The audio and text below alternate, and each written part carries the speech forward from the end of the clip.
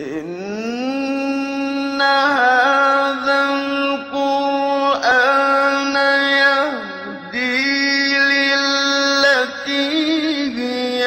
أقوم ويبشر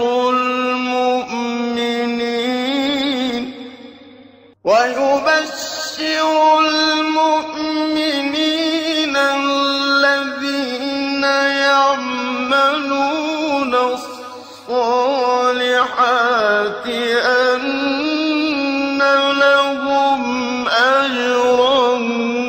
كبيرا. بسم الله الرحمن الرحيم. الحمد لله رب العالمين وبه نستعين وصلى الله وسلم على سيد الأنبياء والمرسلين وعلى آله وأصحابه أجمعين ومن تبعهم بإحسان إلى يوم الدين. اما بعد، سلسلہ تفسیر کی یہ 30ویں نشست ہے، 107ویں نشست ہے سورۃ الحج کے اعتبار سے، اور اس نشست میں انشاءاللہ سورۃ الحج کی 30ویں آیت کریمہ کی تفسیر ہوگی۔ اللہ رب العالمین نے ارشاد فرمایا: ذَلِكَ وَمَنْ يُعَظِّمْ حُرُمَاتِ اللَّهِ فَهُوَ خَيْرٌ لَهُ عِنْدَ رَبِّهِ وَأُحِلَّتْ لَكُمُ الْأَنْعَامُ إِلَّا مَا يُتْلَى عَلَيْكُمْ فَاجْتَنِبُوا الرِّجْسَ مِنَ الْأَوْثَانِ وَاجْتَنِبُوا قَوْلَ الزُّورِ۔ اس آیت کریمہ سے متعلق کئی ایک نشستوں میں گفتگو ہوگی انشاءاللہ۔ آج کی اس نشست میں اس آیت کریمہ کا جو آغاز ہے، اللہ تعالیٰ نے کہا کہ ذالک، اس سے متعلق کچھ باتیں میں آپ کے سامنے رکھوں گا انشاءاللہ۔ سب سے پہلی بات یہ ہے کہ ذالک، اس کا اعراب کیا ہے؟ اس کا جو اعراب ہے یہ کہ جو ہے یہ کیا، یعنی فی محل الرفع یا فی محل النصب، یہ ایک بات ہے۔ یعنی فی محل الرفع کا کیا مطلب ہے کہ ذالک یا تو یہ مبتدا ہے اور اس کی خبر محذوف ہے، یا یہ کہ ذالک خود خبر ہے اور اس کی جو مبتدا ہے وہ محذوف ہے۔ ذالک اگر مبتدا ہے اور اس کی خبر اگر محذوف ہے تو کیا ہوگی اس کی تقدیر؟ کہ ذالک بیان، ذالک ذکر، ذالک حکم اللہ و امرہ، یہ سب اس کی جو تقدیر مانی جائے گی اگر اس کی خبر محذوف ہو تو، یعنی یہ حالت رفع میں ہے۔ یا یہ کہ یہ حالت رفع میں ہے تو اس کی ایک اور شکل یہ ہے کہ یہ جو ہے یعنی خود خبر ہے اور اس کی مبتدا محذوف ہے، تو اس کی مبتدا جو ہے اس کی تقدیر کیا ہوگی؟ یعنی اللازم ذالک، الواجب ذالک، یہ جو ہے اس کا اعراب سے متعلق ہے۔ یا یہ بھی ہے کہ جو ہے ذالک یہ حالت نصب میں ہے،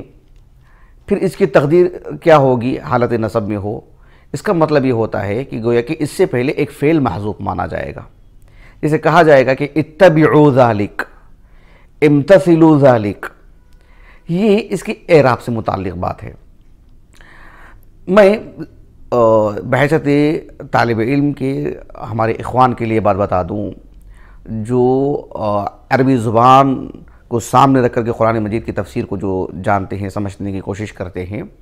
یعنی کئی ایک پہلو ہیں قرآن مجید کی تفسیر کو جاننے کے لیے۔ عربی زبان بھی ایک اصل الاصیل کی حیثیت رکھتی ہے،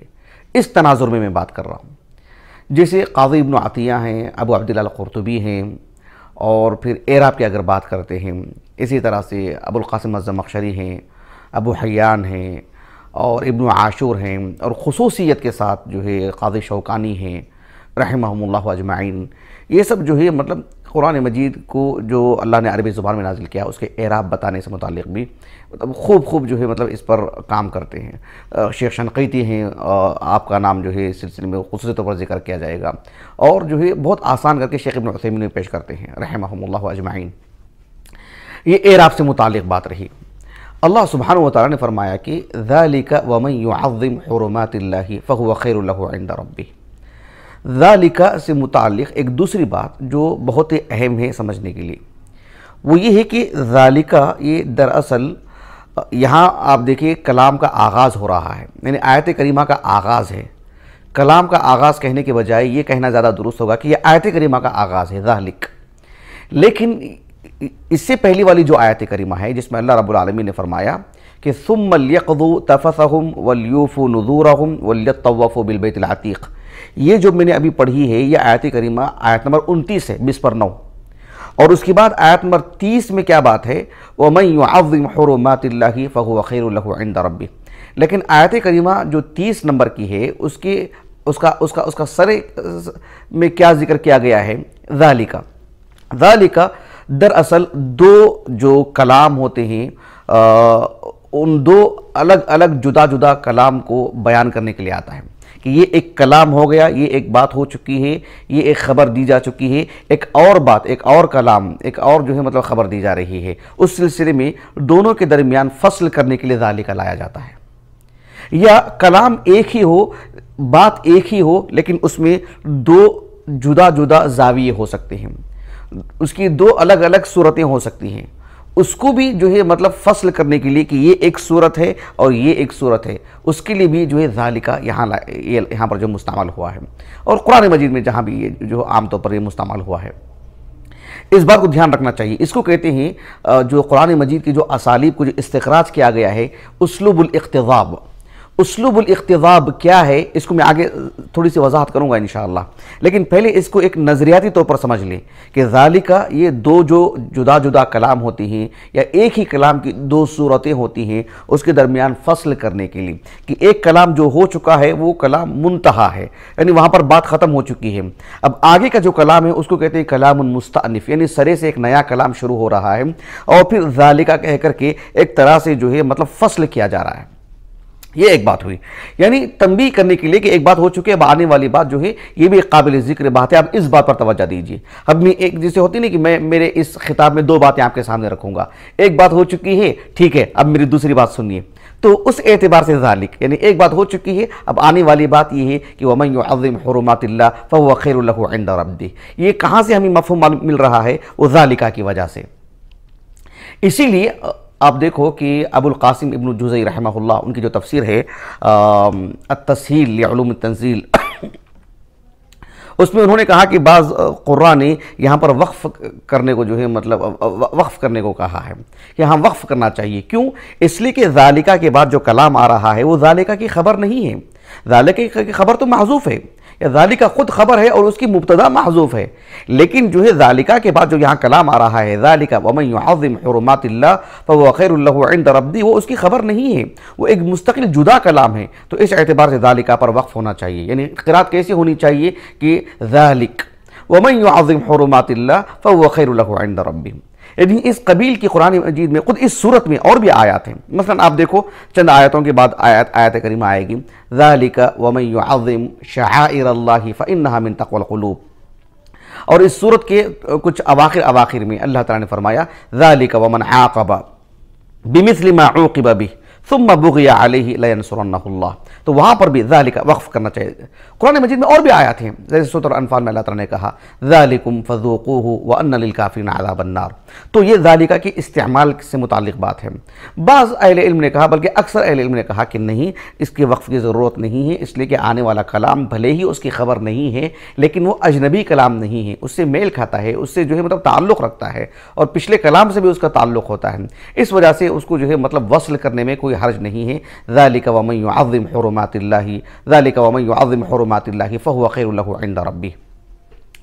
اس بات کو رکھ کر کے مجھے آپ کو سمجھانا یہ ہے کہ قرآن مجید جو عربی زبان میں نازل ہوا ہے، یعنی ان اسالیب کو جاننا چاہیے، یقیناً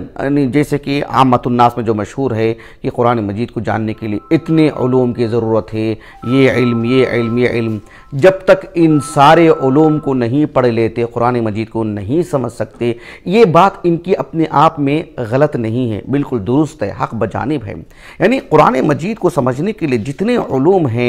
جتنے علوم پر آدمی ایک طالب علم کی دسترس ہوتی ہے اور اس کی بإذن اللہ تعالی اس کی گرفت ہوتی ہے، وہ پڑھتا ہے، سمجھتا ہے قرآن مجید کے پیغام کو، اسی گہرائی سے سمجھ سکتا ہے وہ، لیکن اللہ سبحانہ و تعالیٰ کے ہاں قربت کے لیے، اللہ رب العالمین کے ہاں نجات کے لیے، اللہ کی رضا حاصل کرنے کے لیے اور جو ہے اتنے سارے علوم کی ضرورت نہیں ہے، سادگی کے ساتھ حلال حرام کیا ہے اور جو ہے توحید اور شرک کیا ہے یہ آدمی سمجھ سکتا ہے، اسی لیے تو غیر مسلمین اسلام قبول کرتے ہیں اور عام مسلمان بھی پڑھ کر کے سمجھ لیتے ہیں، لیکن واقعتاً اللہ کے کلام کو، اس گہرائی کو سمجھنے کے لیے تو کئی علوم ہیں، ہاں ہیں، ان کو سمجھنا ہے، ہاں سمجھنا ہے، یقیناً اللہ رب العالمین نے یہ تفاوت اور یہ درجات رکھے ہیں۔ تو جو طالب علم قرآن مجید کو اس کی زبان میں سمجھ رہا ہے تو اس کے لیے ضروری ہے کہ جن اسالیب میں اللہ نے قرآن کو نازل کیا ہے ان اسالیب کو بھی سمجھے۔ تو ان اسالیب میں یعنی علم البلاغہ جو موضوع ہے اس کا ایک شق ہے علم البیان، اس ضمن میں اسلوب الاقتضاب ایک اسلوب ہے، ایک اسلوب کی اصطلاح ہے، ایک اصطلاحی نام ہے وہ الاقتضاب۔ عربی زبان میں قضابہ کا معنی کیا آتا ہے؟ یعنی یدل علی قطع الشیء، جیسے کہ ابن فارس نے کہا رحمہ اللہ۔ مطلب یہ ہے کہ الاقتضاب ایک اصطلاح ہے۔ کس طرح کی اصطلاح فن بلاغت میں؟ گویا کہ آپ کے سامنے دو کلام ہیں، گویا کہ ایک مقرر ہے، ایک خطیب ہے، ایک شاعر ہے، وہ جب دو نظریے پیش کر رہا ہے، دو باتیں پیش کر رہا ہے، دو الگ الگ زاویے پر گفتگو کر رہا ہے، تو ایک پہلو پر جب اس نے گفتگو کر لی تو ظاہر بات ہے اب دوسرے پہلو کو بیان کرنا ہوگا۔ جب ایک پہلو کو بیان کرنے کے بعد اچانک دوسرے پہلو میں داخل ہو جائے گا تو سننے والے ایک عجیب طرح کی نکارت محسوس کریں گے، ایک بوجھل پن ان پر ہوگا، ایک ثقالت جسے کہتے ہیں، یعنی ایک طرح کے نفوس اسے برداشت نہیں کرتے کہ جو ہے آپ یہ بات کہتے کہتے کہاں اس بات میں چلے گئے آپ۔ تو ظاہر بات ہے درمیان میں کہیں آپ ایک ایسا اسلوب اختیار کریں جس سے معلوم ہو کہ جو ہے مطلب ایک موڑ آ رہا ہے جہاں آپ اس بات کو ختم کر کے ایک دوسری بات بیان کر رہے ہیں، یعنی یعنی مستطاب جسے کہتے ہیں، نفس جس سے خوش ہو جائے، یعنی کیا حسن ہے اس میں اور کتنی لطافت ہے اس میں کہ آپ نے ایک بات کو پیش کرتے کرتے آپ نے ایک ایسا موڑ لے کر کے آئے کہ جہاں سے آپ نے ایک اور بات کا آغاز کیا ہے۔ تو یہ جو اسالیب ہوتے ہیں ان اسالیب کو یعنی الاقتضاب کہا جاتا ہے، اس اسلوب کو الاقتضاب۔ اس کا لغوی معنی تو میں نے بتا دیا کہ یدل علی قطع الشیء، تو اقتطاع کا مطلب یہی ہوتا ہے کہ آپ نے ایک بات کو ختم کرنے کے بعد آپ دیکھو اللہ کے رسول علیہ السلام جو خطبۃ الحاجہ پڑھا کرتے تھے، ان الحمد للہ نحمدہ ونستعینہ ونستغفرہ، جب خطبۃ الحاجہ کا اختتام ہوتا تو وہ آپ کا موضوع تو نہیں ہوتا نا خطبۃ الجمعہ کا یا عام جو آپ کی گفتگو ہوتی ہو، عام جو آپ کے خطبات ہوتے، آپ کا موضوع کچھ اور ہوتا، کچھ اور آپ کو بولنا ہوتا، تو درمیان میں کیا کرتے آپ؟ خطبۃ الحاجہ کے بعد اما بعد، پھر اس کے بعد ایک گفتگو کا آغاز ہوتا۔ تو اما بعد کیا ہے؟ گویا کہ یہ بتانا مقصود ہے کہ ایک کلام ہو چکا ہے، ایک بات ہو چکی ہے، اب میں ایک اور پہلو پہ گفتگو کر رہا ہوں جو کہ میرا موضوع ہے۔ تو یہ چیز تو اس سلسلے میں قرآن مجید میں جو ایک سب سے واضح مثال دی جاتی ہے وہ ہے سورۃ الصاد کی وہ مطلب آخری آیاتیں، بالکل بھی آخر میں نہیں۔ آپ دیکھو کہ سورۃ الصاد میں اللہ سبحانہ وتعالیٰ نے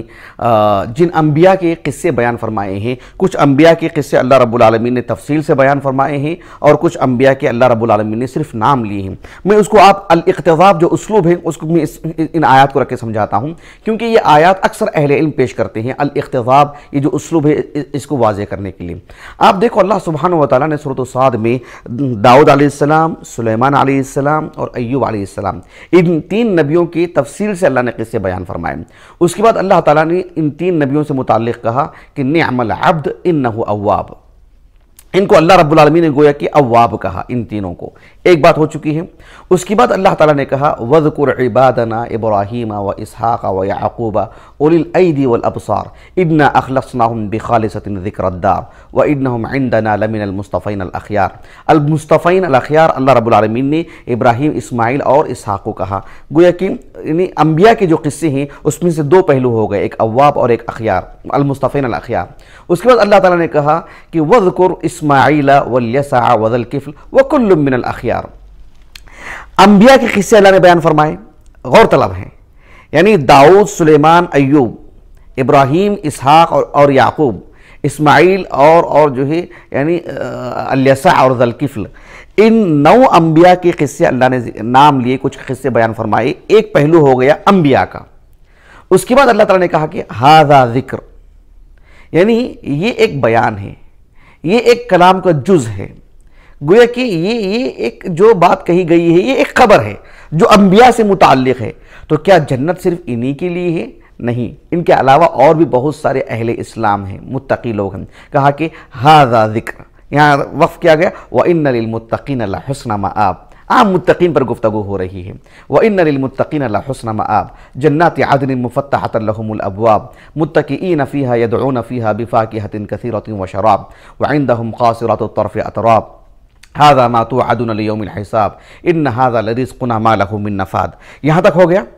یہاں تک کس سے متعلق گفتگو ہو رہی ہے؟ اہل ایمان سے متعلق، بھلے ہی وہ نبی ہو کہ غیر نبی ہو، اہل ایمان سے متعلق گفتگو ہو رہی ہے۔ اس کے بعد اللہ تعالیٰ نے کہا کہ ھذا وَإِنَّ لِلطَّاغِينَ لَشَرَّ مَآب۔ تو ھذا یہ کیا ہے؟ یہ ھذا یہ اسلوب الاقتضاب، یعنی ھذا کہہ کر کے یہ بتانا مقصود ہے کہ یہ جزا سے متعلق گفتگو ہوئی ہے۔ ھذا یعنی اب تک کی جو گفتگو ہوئی ہے وہ تو جزا سے متعلق، اہل ایمان سے متعلق، نعمتوں میں پلنے والوں سے متعلق، جو اس دنیا میں اللہ رب العالمین کے جو ہے مطلب اختیار کیے ہوئے بندے تھے، مختار اللہ رب العالمین کو انتخاب کیا ہوا تھا، منتخب بندے تھے جو اللہ کی طرف رجوع کرنے والے تھے، تو وہ ان کا جب ذکر ہوا ہے تو ھذا یہ ایک پہلو ہے، یہ جزا سے متعلق بات ہے۔ اب اس کے بعد وَإِنَّ لِلطَّاغِينَ لَشَرَّ مَآب جہنم یصلونہا فبئس المہاد۔ اب دیکھ رہے ہیں اس کو، تو یہ ھذا کہتے ہیں اسلوب الاقتضاب،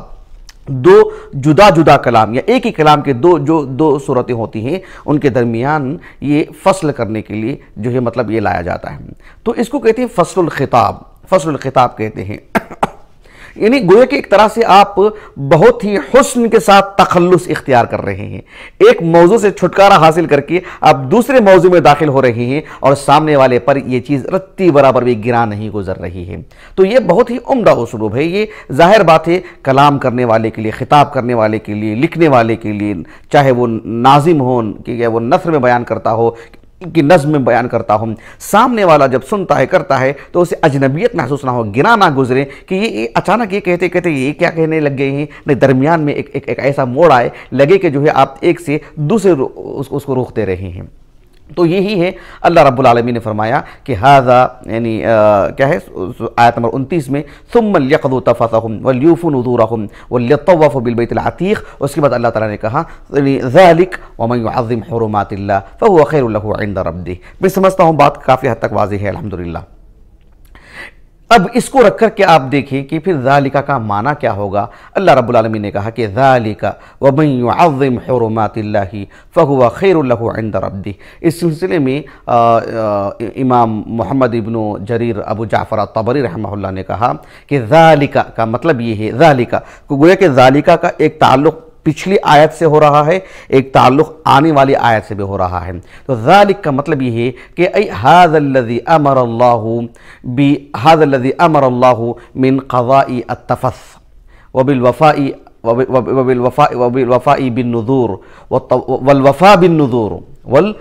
بالنذور والطواف بالبیت العتیق ھذا الفرض الواجب علیکم۔ یہ امام طبری رحمہ اللہ نے کہا ہے۔ تو گویا کہ ذالکہ کہہ کر کے یہ بتانا مقصود ہے کہ دیکھو یہ سب ساری چیزیں آپ کو انجام دینی ہیں، ٹھیک ہے۔ ایک اور پہلو دیکھیں، یہ سارے کاموں کو انجام دیتے دیتے یعنی کس کو؟ قضاء التفث، یعنی جو المناسک کلھا، یعنی حج کے سارے امور کو انجام دیتے ہوئے، جو آپ نے نظر مانی ہے اس کو پوری کرتے ہوئے، کعبۃ اللہ کا طواف کرتے ہوئے، یہ جو آپ کو انجام دینا ہی ہے ذالک، ساتھ میں یہ کہ وَمَن يُعَظِّمْ حُرُمَاتِ اللَّهِ فَهُوَ خَيْرٌ لَهُ عِنْدَ رَبِّهِ۔ آپ جہاں ہیں یہ ساری چیزیں صفا مروہ ہوں، کعبۃ اللہ ہو، مینا اور مزدلفہ کا کی بیعت اور میدان ہو، یہ ساری چیزیں ایسی ہیں ان کا لحاظ کرنا چاہیے، ان کا احترام ہونا چاہیے، ان کی عظمت برقرار ہونی چاہیے۔ ایسا نہیں ہے کہ آپ سے اس عمل کو انجام دے رہے ہیں، آپ کے دل میں اس کی عظمت ہو، اس کی تو یہ سب چیزیں اس پر دلالت کر رہی ہیں۔ ذالک ومن یعظم حرمات اللہ فهو خیر له عند ربہ۔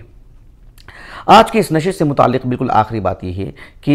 ذالکہ یہاں اسم الاشارہ للبعید یہی کیوں لایا گیا ذالکہ؟ اس سلسلے میں ابن عاشور رحمہ اللہ نے کہا کہ للدلالۃ علی بعد المنزلہ، یعنی گویا کہ منزلت بتانے کے لیے، عظمت بتانے کے لیے، بڑا مقام بتانے کے لیے، یعنی جس طرح سے کہتے ہیں کہ ارے وہ تو وہ ہیں، ان کا کیا کہنا، ان کا مقام تو اتنا عظیم ہے، یہ بتانے کے لیے۔ جیسے بازو بیٹھا ہوا ہے ایک شخص، مثلا ایک کوئی شخص ایسے ہیں موقر ہیں، محترم ہیں، بازو بیٹھے ہوئے ہیں، اور ان کے بارے میں کہہ رہے ہیں کہ ان کا مقام تو بہت عالی ہے۔ تو گویا کہ یہ بتانے کے لیے کہ ذالک اسم الاشارہ للبعید، اس لیے کہ جو باتیں گزر چکی ہیں ثم لیقضوا تفثهم ولیوفوا نذورهم وليطوفوا بالبیت العتیق، یہ سب ایسی باتیں ہیں جو بہت ہی عظمت والی ہیں، بڑی باتیں ہیں، اللہ کی عبادت کا ایک بڑا مظہر ہے یہ بتانے کے لیے ذالک۔ ورنہ آپ دیکھو کہ قرآن مجید میں جہاں بھی ذالکہ اور ھذا ہے، یعنی ان اسالیب کو سامنے رکھ کر کے گفتگو کرنے کی ضرورت ہے، سیاق سباق کو سامنے رکھ کر کے گفتگو کرنے کی ضرورت ہے، اس لیے کہ اس میں مطلب ہوا نفس کا شکار آدمی نہ ہو جائے۔ ایسا نہیں ہے کہ ذالک یہاں پر للدلالہ علی بعد المنزلہ، کسی چیز کی عظمت کو بتانے کے لیے ہے، تو کیا ہاذا جب بھی آئے گا قرآن میں کسی چیز کو ہلکا کرنے کے لیے ہے؟ بالکل بھی نہیں، اس کا بھی اپنا اپنا مقام ہے، سیاق سباق سے دیکھنا پڑے گا کہ کیا معنی ہے۔ اس لیے کہ مثلا آپ دیکھو سورۃ السبا کی جب میں نے تفسیر کی تھی تو اللہ سبحانہ وتعالیٰ نے کفار سے متعلق کہا کہ وَيَقُولُ الَّذِينَ كَفَرُوا لَن نُؤْمِنَ بِهَذَا الْقُرْآنِ وَلَا بِالَّذِي بَيْنَ يَدَيْهِ وَيَقُولُ الَّذِينَ كَفَرُوا لَن نُؤْمِنَ بِهَذَا الْقُرْآنِ وَلَا بِالَّذِي بَيْنَ يَدَيْهِ۔ جب کفار نے